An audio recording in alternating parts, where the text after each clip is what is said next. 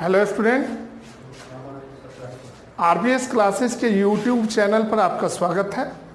आज हम class 11th के second chapter structure of atom में के अंतर्गत मैक्स प्लांक का क्वांटम सिद्धांत के बारे में अध्ययन करेंगे। आज हम देखेंगे कि मैक्स प्लांक ने क्वांटम सिद्धांत में क्या बताया। 1890 में मैक्स प्लांक ने अपने क्वांटम सिद्धांत का प्रतिपादन किया, यानी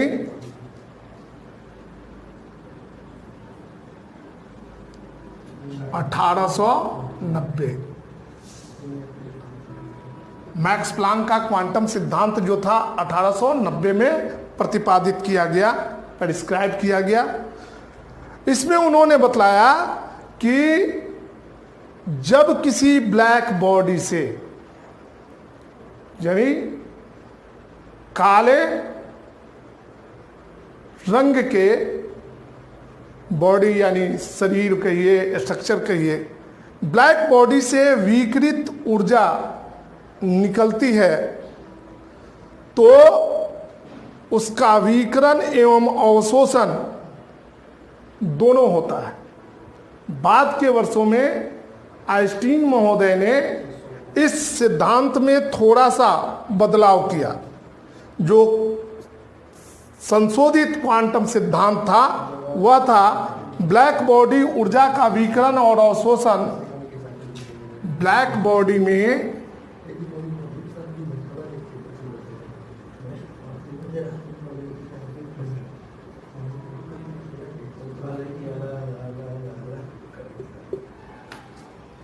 ऊर्जा यानी एनर्जी का अवशोषण यानी एब्जॉर्प्शन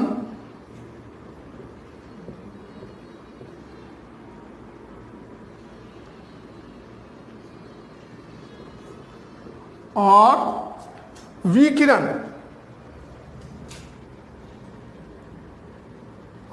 विकिरण यानी रेडिएशन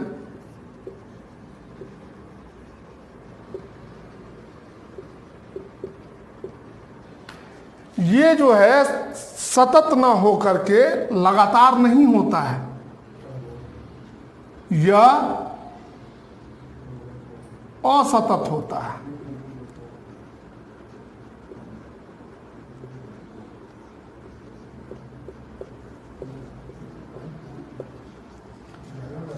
ऊर्जा का अवशोषण और विकिरण छोटे छोटे पैकेट्स के रूप में होते हैं। एब्जॉर्प्शन भी छोटे पैकेट्स के रूप में होंगे और रेडिएशन भी छोटे पैकेट्स के रूप में होंगे। इन पैकेट्स को क्वांटम कहा जाता है।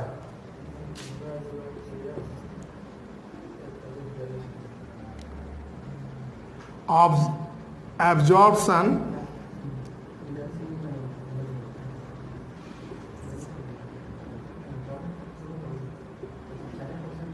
एंड रेडिएशन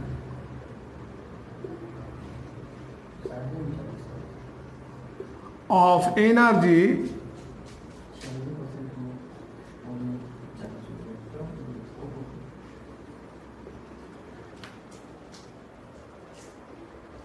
ये जो है छोटे छोटे पैकेट्स में,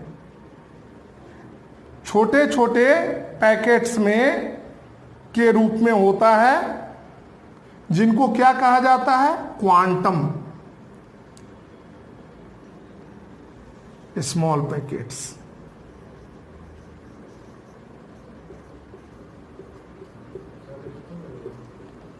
It is called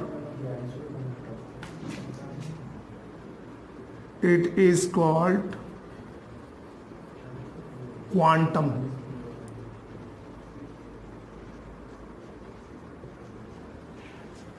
एक क्वांटम की ऊर्जा का मान, value of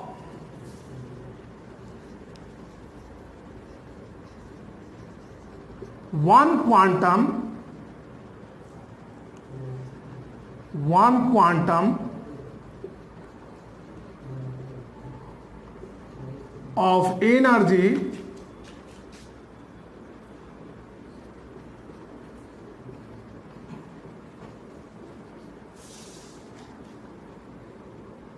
that is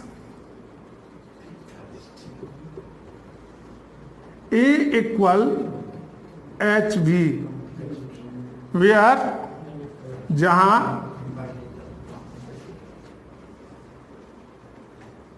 E equal energy, E is energy, H equal Planck's constant, and B equal frequency of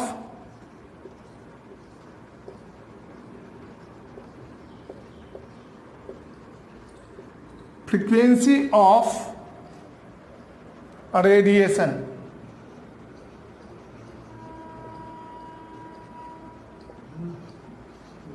मतलब उन्होंने जो क्वांटम सिद्धांत का प्रतिपादन किया, उस क्वांटम सिद्धांत में आइंस्टीन महोदय ने थोड़ा सा बदलाव किया। बाद में जब बदलाव किया गया तो उन्होंने कहा कि चूंकि ब्लैक बॉडी ऊर्जा का विकिरण एवं अवशोषण दोनों ही करता है, तो आइंस्टीन ने उसमें थोड़ा सा बदलाव करके उसको बतलाया कि ब्लैक बॉडी ऊर्जा का विकिरण एवं अवशोषण सतत रूप से नहीं करता है, लगातार नहीं करता है, यह असतत रूप से करता है।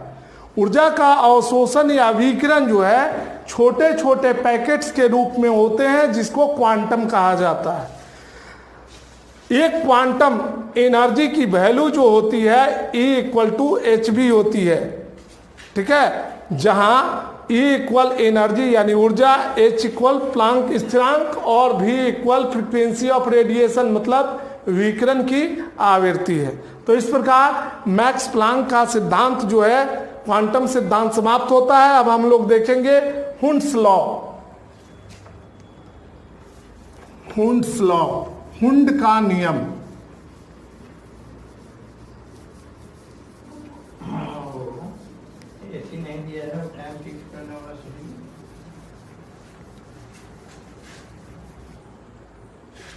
लॉ यानी हुंड का नियम।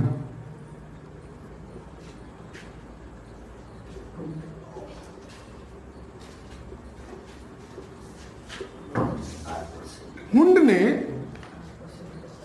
इलेक्ट्रॉन के विभिन्न उपकक्षाओं में प्रवेश करने के संबंध में एक नियम का प्रतिपादन किया। इस नियम के अनुसार इलेक्ट्रॉन जो है सबसे पहले सबसे कम ऊर्जा स्तर वाले ऑर्बिटल्स में एक एक करके प्रविष्ट होता है। फिर जब वह ऑर्बिटल भर जाता है तो दूसरे ऑर्बिटल में प्रवेश करता है। जैसे zinc atomic number 30, electronic configuration 1s2, 2s2, 2p6, 3s2, 3p6, 3d10, 4s2। तो सबसे पहले लो लेवल वाले ऑर्बिटल में इलेक्ट्रॉन प्रवेश करते हैं 1s। इसके बाद क्या है 2s, 2s के बाद 2p,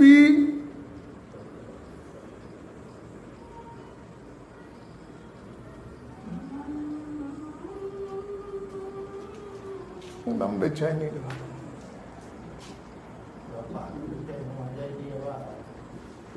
फिर 3s,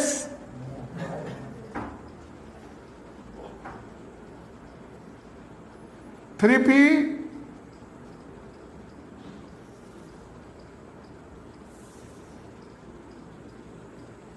3d,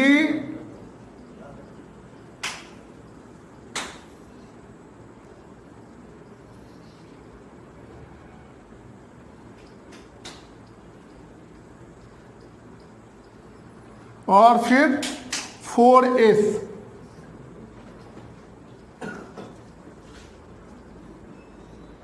हुंड ने कहा कि इलेक्ट्रॉन जो है पहले एक ऑर्बिटल को पूरा भरता है, फिर उसके बाद वाले ऑर्बिट और ऑर्बिटल में प्रविष्ट करता है। जैसे 1s, तो 1s में एक क्लॉकवाइज और दूसरा एंटी क्लॉकवाइज, ये ऑर्बिट भर गया।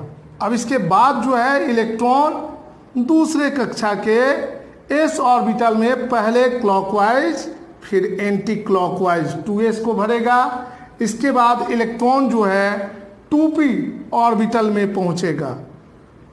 2p में एक एक इलेक्ट्रॉन जो है तीनों में पहुंचेगा, px, py और pz में, फिर एंटी क्लॉकवाइज सेट होगा इलेक्ट्रॉन। अब 2p भर गया। अब इसके बाद तीसरी कक्षा में इलेक्ट्रॉन जो है सबसे पहले 3s में क्लॉकवाइज और एंटी क्लॉकवाइज, 3p में पहले क्लॉकवाइज ऑर्बिटल में भरेगा और फिर एंटी क्लॉकवाइज।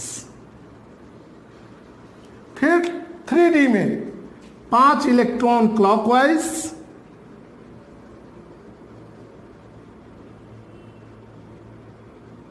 और 5 इलेक्ट्रॉन जो है एंटी क्लॉकवाइज प्रविष्ट करते हैं, एक एक करके करते हैं। फिर 4s में, तो s में मैक्सिमम नंबर ऑफ इलेक्ट्रॉन जो होता है 2 होता है, तो एक क्लॉकवाइज और दूसरा एंटी क्लॉकवाइज। तो p में 6 इलेक्ट्रॉन, पहले 3 भर जाते हैं फिर एंटी क्लॉकवाइज भरते हैं। इस प्रकार हुंड ने विभिन्न कक्षाओं के उपकक्षाओं में भरने वाले इलेक्ट्रॉन के बारे में जानकारी दी कि विभिन्न ऑर्बिटल्स में इलेक्ट्रॉन कैसे भरते हैं। तो उन्होंने बताया कि इलेक्ट्रॉन्स जो है एक एक करके एक एक ऑर्बिटल में भरता है। सबसे लो एनर्जी लेवल वाले ऑर्बिटल में पहले इलेक्ट्रॉन प्रविष्ट होता है, फिर उसके बाद वाला में, फिर उसके बाद वाला में, ऐसे करके जो है इलेक्ट्रॉन बारी बारी से एक एक करके जो है विभिन्न ऑर्बिटल्स को भरता है।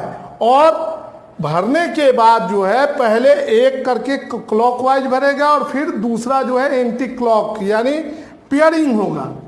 पेयरिंग होगा चूंकि इलेक्ट्रॉन का जो है स्पिन क्वांटम नंबर +1/2 होता है, -1/2 होता है। दो जो क्लॉकवाइज इलेक्ट्रॉन होते हैं उसका वैल्यू जो होता है +1/2 होता है, और दूसरे का वैल्यू जो एंटी क्लॉकवाइज है उसका -1/2 होता है।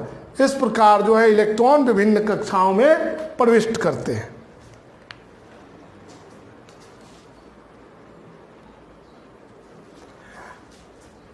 अब देखते हैं क्वांटम संख्या,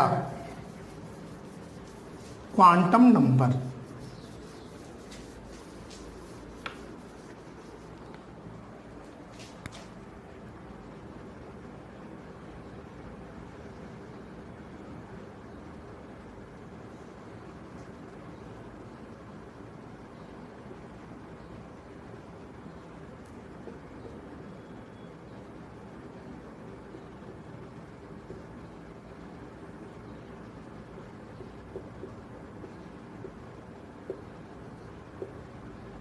क्वांटम संख्या क्या है?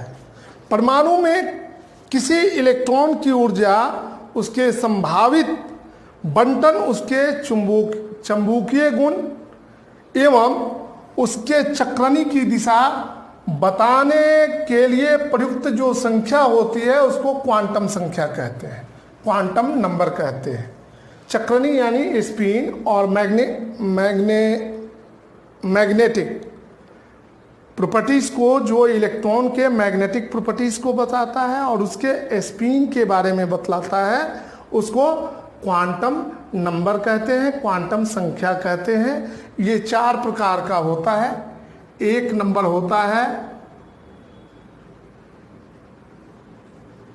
प्रिंसिपल क्वांटम नंबर,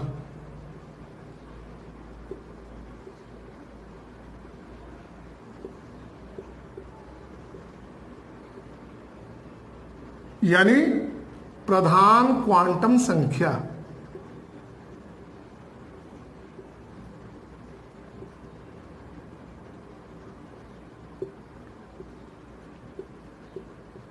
दूसरा होता है azimuthal quantum number. Azimuthal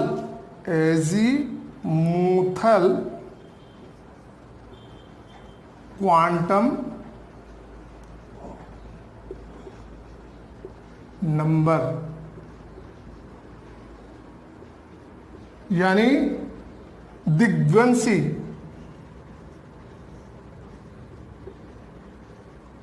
quantum संख्या।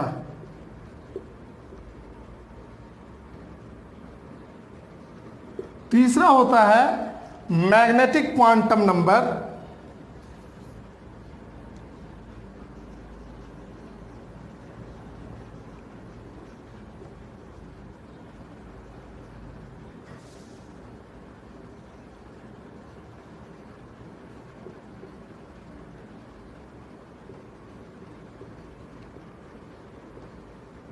यानी चुंबकीय क्वांटम संख्या।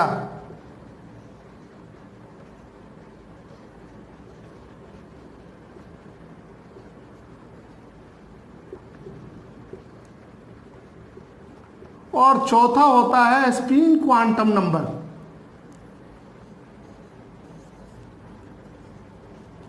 स्पिन क्वांटम नंबर,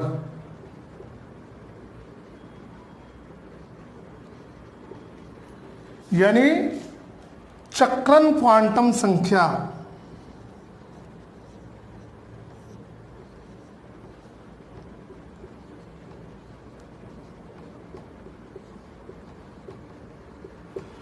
प्रधान क्वांटम संख्या के द्वारा इलेक्ट्रॉन की कक्षा के बारे में जानकारी होती है और इलेक्ट्रॉन की औसत ऊर्जा को सूचित करती है।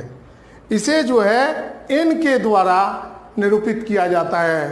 Principal quantum number is symbolised by small n, और n बराबर जो है n बराबर 1, 2, 3 वगैरह वगैरह हो सकता है। n बराबर 1 है तो इसका मतलब कि k ऑर्बिट उपस्थित है। n बराबर 2 है, इसका मतलब है कि l ऑर्बिट है, ठीक है, k और l है। n बराबर 3 है, इसका मतलब कि k, l और m ऑर्बिट उपस्थित है। n बराबर 4 है तो इसका मतलब कि k, l, m, n चारों ऑर्बिट उसमें उपस्थित है।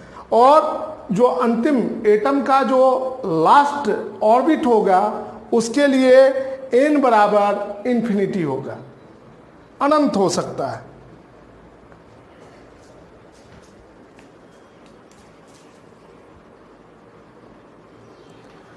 तो स्टूडेंट, क्वांटम नंबर के बारे में हमने सिर्फ प्रिंसिपल क्वांटम नंबर के बारे में आपको आज हम बताए। अब आप अगले वीडियो का इंतजार कीजिए। अगर आपको वीडियो अच्छा लगे तो लाइक करें, सब्सक्राइब करें, शेयर करें। धन्यवाद।